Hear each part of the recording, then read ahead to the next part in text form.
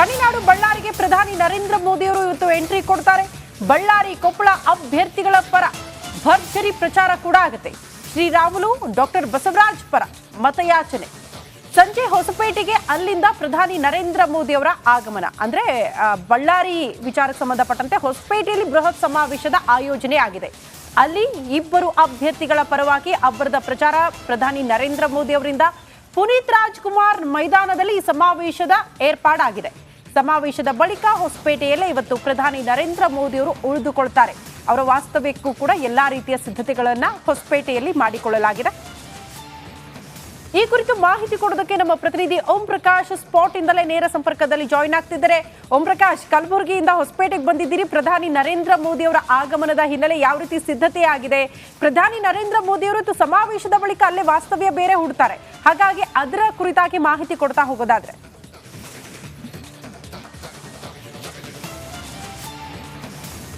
ಖಂಡಿತವಾಗೂ ಎರಡನೇ ಹಂತದ ಮತದಾನಕ್ಕೂ ಮುನ್ನ ಏನು 14 ಜಿಲ್ಲೆಗಳು ಬಾಕಿ ಉಳಿದಿರುವಂಥದ್ದು. ಈ 14 ಜಿಲ್ಲೆಗಳ ಮೇಲೆ ಪ್ರಧಾನಿ ನರೇಂದ್ರ ಮೋದಿ ಅವರು ಕಣ್ಣಿಟ್ಟಿರುವಂಥದ್ದು. ಅದರಲ್ಲೂ ಕೂಡ ಇವತ್ತು ಕಲ್ಯಾಣ ಕರ್ನಾಟಕ ಭಾಗದ ಏನು ಬಳ್ಳಾರಿ ಮತ್ತು ಕೊಪ್ಪಳ 2 ಜಿಲ್ಲೆಗಳ ಅಭ್ಯರ್ಥಿಗಳ ಪರವಾಗಿ ಪ್ರಧಾನಿ ನರೇಂದ್ರ ಮೋದಿ ಅವರು ಬಿರುಸಿನ ಮತಬೇಟೆಯನ್ನು ಆಡೋದಕ್ಕೆ ಬಳ್ಳಾರಿ ಜಿಲ್ಲೆ ಏನು ಹೊಸಪೇಟೆಗೆ ಆಗಮಿಸ್ತಾ ಇರುವಂಥದ್ದು. ಇವತ್ತು ಹೊಸಪೇಟೆಯ ಪುನೀತ್ ರಾಜ್ಕುಮಾರ್ ಮೈದಾನದಲ್ಲಿ ಸಂಜೆ ಪ್ರಧಾನಿ ನರೇಂದ್ರ ಮೋದಿ ಅವರ ಬೃಹತ್ ಸಮಾವೇಶ ಇರುವಂಥದ್ದು. ಬಿಜೆಪಿಯ ಏನು ಅಭ್ಯರ್ಥಿಯಾಗಿರುವಂಥ ಬಳ್ಳಾರಿ ಅಭ್ಯರ್ಥಿಯಾಗಿರುವಂಥ ಶ್ರೀರಾಮುಲು ಮತ್ತು ಕೊಪ್ಪಳದ ಅಭ್ಯರ್ಥಿ ಡಾಕ್ಟರ್ ಬಸವರಾಜ್ ಪರ ಪ್ರಧಾನಿ ನರೇಂದ್ರ ಮೋದಿ ಅವರು ಮತಬೇಟೆ ಆಡೋದಕ್ಕೆ ಮುಂದಾಗ್ತಾ ಇರುವಂಥದ್ದು.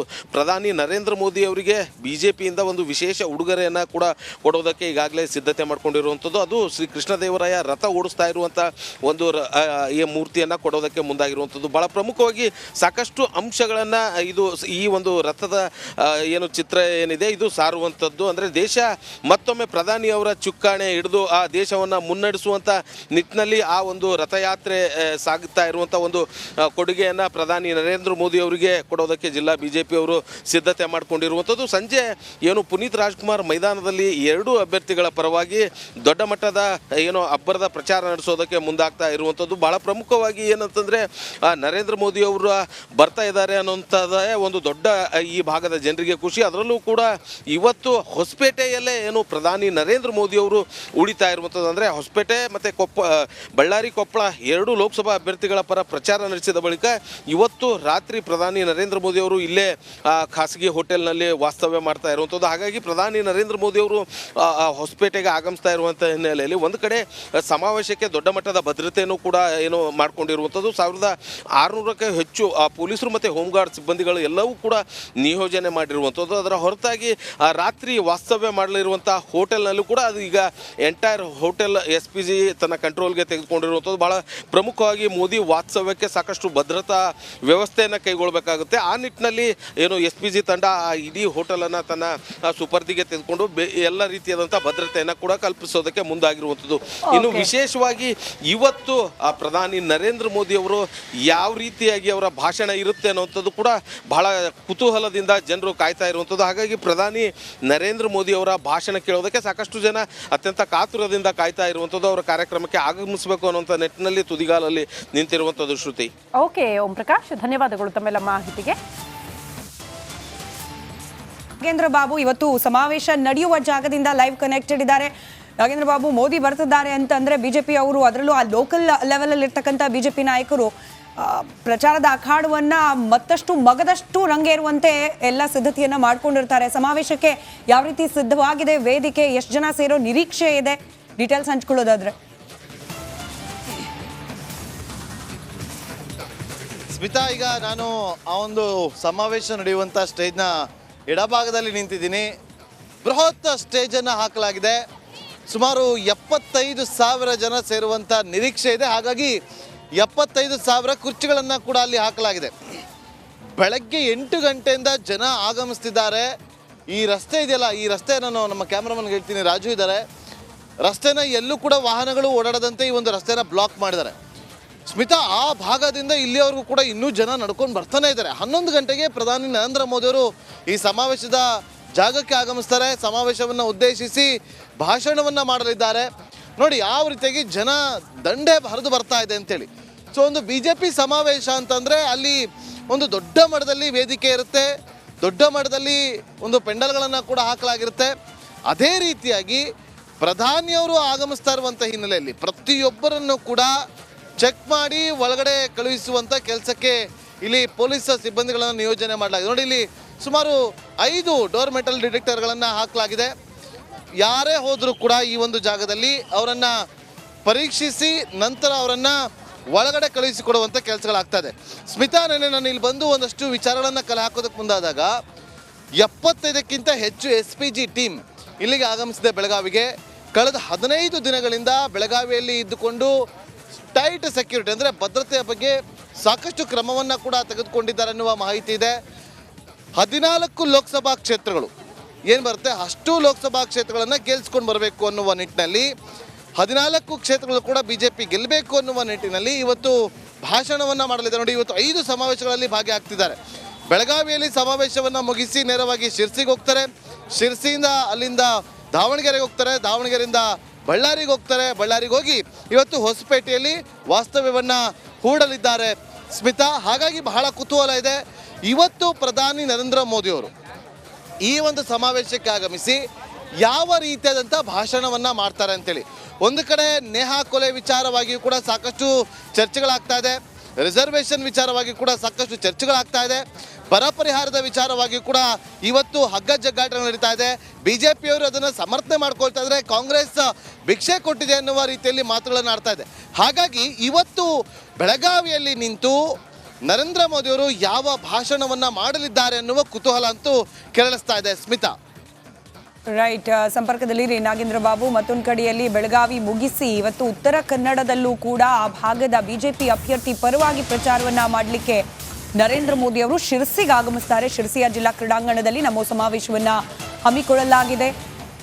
ಅನಂತಕುಮಾರ್ ಹೆಗಡೆ ಅವರು ಪ್ರತಿನಿಧಿಸುವಂತಹ ಕ್ಷೇತ್ರ ಹಾಲಿ, ಆದರೆ ಅಲ್ಲಿ ಅವರ ಬದಲಿಗೆ ವಿಶ್ವೇಶ್ವರ ಹೆಗಡೆ ಕಾಗೇರಿ ಅವರಿಗೆ ಈ ಬಾರಿ ಟಿಕೆಟ್ ನೀಡಲಾಗಿದೆ. ಅವರ ಪರವಾಗಿ ಪ್ರಚಾರವನ್ನ ಮಾಡಲಿದ್ದಾರೆ ನರೇಂದ್ರ ಮೋದಿ. ಹೇಳಿ ಕೇಳಿ ಒಂದು ಹಂತಕ್ಕೆ ಸೇಫ್ ಸೀಟ್ BJPಗೆ, ಆದರೆ ಈ ಬಾರಿ ಶತಾಯಗತಾಯ ಆ ಸೀಟನ್ನು ಕೂಡ ಗೆಲ್ಲಬೇಕು ಅನ್ನೋ ಪ್ರಯತ್ನ ಕಾಂಗ್ರೆಸ್ ಕಡೆಯಿಂದ ಕೂಡ ಆಗ್ತಾ ಇದೆ. ಆದರೆ ಖುದ್ದು ಮೋದಿಯೇ ಆಗಮಿಸಿ ಇಲ್ಲಿ BJP ಪರವಾಗಿ ಪ್ರಚಾರ ಮಾಡ್ತಿರೋದ್ರಿಂದ, ಅಂದರೆ BJP ಅಭ್ಯರ್ಥಿ ಪರವಾಗಿ ಪ್ರಚಾರ ಮಾಡ್ತಿರೋದ್ರಿಂದ ಸಹಜವಾಗಿ ಕಾಂಗ್ರೆಸ್ನಲ್ಲಿ ಒಂದಷ್ಟು ತಳಮಳ. ಯಾವ ರೀತಿಯಾಗಿ ಚುನಾವಣಾ ಮತದಾನದ ಮೇಲೆ, ಮತದಾರರ ಮನಸ್ಸಿನ ಮೇಲೆ ಮೋದಿ ಭಾಷಣ ಹಾಗೆ ಅವರ ಪ್ರಚಾರ ಪರಿಣಾಮ ಬೀರುತ್ತೆ ಅನ್ನೋದ್ರ ಬಗ್ಗೆ ಸಣ್ಣದಾಗಿ ಒಂದು ನಡಕ ಕಾಂಗ್ರೆಸ್ ಪಾಳ್ಯದಲ್ಲೂ ಹುಟ್ಟಿದೆಯಂತೆ.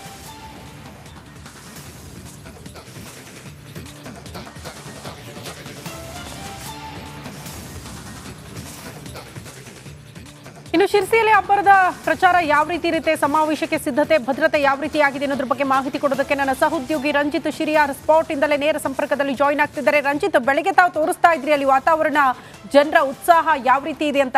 ಈಗ ಅಲ್ಲಿನ ಸಿದ್ಧತೆ ಭದ್ರತೆ ಸ್ಪೆಷಾಲಿಟಿ ಕುರಿತು ಜನರ ಉತ್ಸಾಹ ಯಾವ ರೀತಿ ಇದೆ?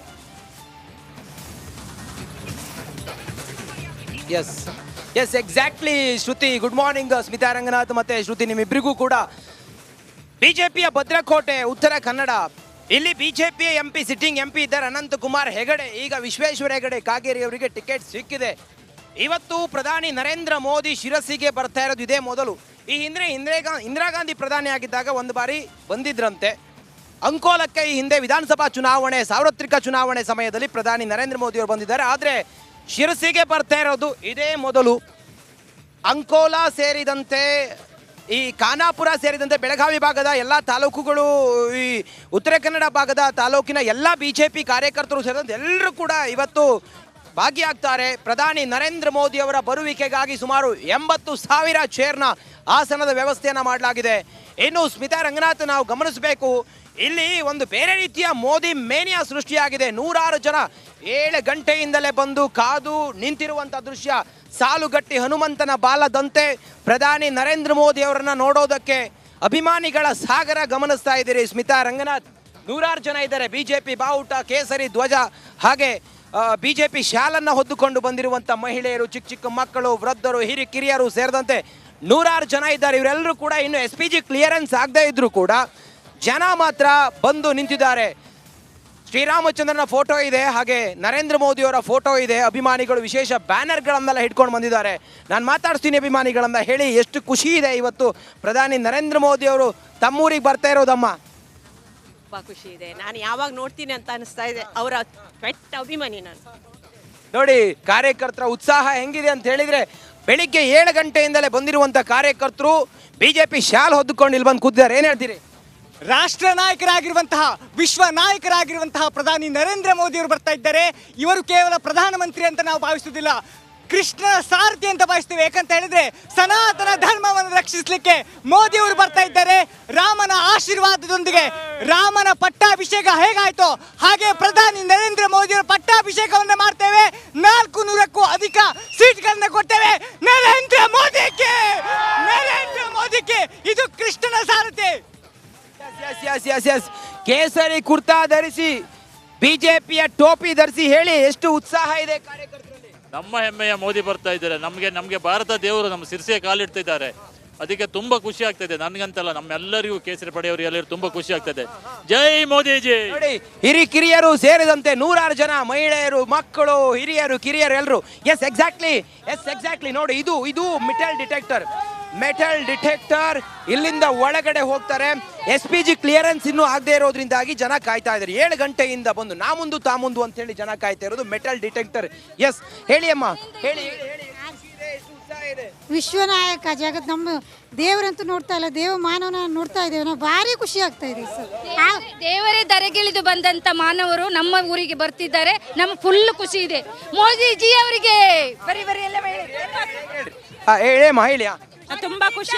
ಬರುತ್ತಿದ್ದಾರೆ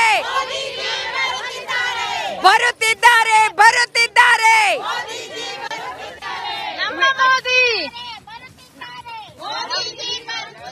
ನೋಡಿ ಸ್ಮಿತಾ, ಇದು ಕಾರ್ಯಕರ್ತರ ಉತ್ಸಾಹ. ಸ್ಮಿತಾ, ಕಾರ್ಯಕರ್ತರ ಉತ್ಸಾಹ ಆಲ್ರೆಡಿ ಇನ್ನು ಕೋಇನ್ಸಿಡೆನ್ಸ್ ಅಷ್ಟೇ. ನೋಡಿ, ನೀವು ಕೇಸರಿ, ನಾನು ಶ್ರುತಿ ಕೂಡ ಆರೆಂಜ್ ಸೀರೆ ಉಟ್ಕೊಂಡ್ಬಿಟ್ಟಿದೀವಿ ಇವತ್ತು. ನಾವ್ ಯಾವುದೇ ಪಕ್ಷದ ಪರವಾಗಿ ಕ್ಯಾಂಪೇನ್ ಮಾಡ್ತಿಲ್ಲ. It's mere coincidence. ಎನಿವೆ, ಆ ಜೋಶ್ ಗಮನಿಸ್ತಾ ಇದೀವಿ. ಶಿರ್ಸಿ ಹಾಗೆ ಬೆಳಗಾವಿಯಲ್ಲಿ ಮೋದಿ ಅವರನ್ನ ಬರಮಾಡ್ಕೊಳ್ಳಿಕ್ಕೆ ಯಾವ ರೀತಿ ಇದೆ ಅಂತ ಹೇಳಿ. ಇದರ ಜೊತೆಗೆ ಬಿಗ್ ಮಾರ್ನಿಂಗ್ ನಲ್ಲಿ ಮತ್ತಷ್ಟು ಸುದ್ದಿ ಇದೆ. ಅದರಲ್ಲೂ ಇನ್ನೂ 2 ಕ್ಷೇತ್ರಗಳು ಮೋದಿ ಅವರು ಇವತ್ತು ಮತ ಶಿಕಾರಿಯನ್ನ ನಡೆಸಲಿಕ್ಕೆ ಹೋಗುವ 2 ಕ್ಷೇತ್ರಗಳು, ಅಲ್ಲಿ ಯಾವ ರೀತಿ ಇದೆ ಸಿದ್ಧತೆ, ಇದರ ಲೈವ್ ಅಪ್ಡೇಟ್ಸ್ ಕೂಡ ಕೊಡ್ತಾ ಹೋಗ್ತೀವಿ. ಸದ್ಯಕ್ಕೆ ಗಮನಿಸ್ತಾ ಇರೋದು ಶಿರ್ಸಿಯಲ್ಲಿ ಪ್ರಚಾರಕ್ಕೆ ಬರೋದು ಮೋದಿ ಅವರು. ಬೆಳಗಾವಿ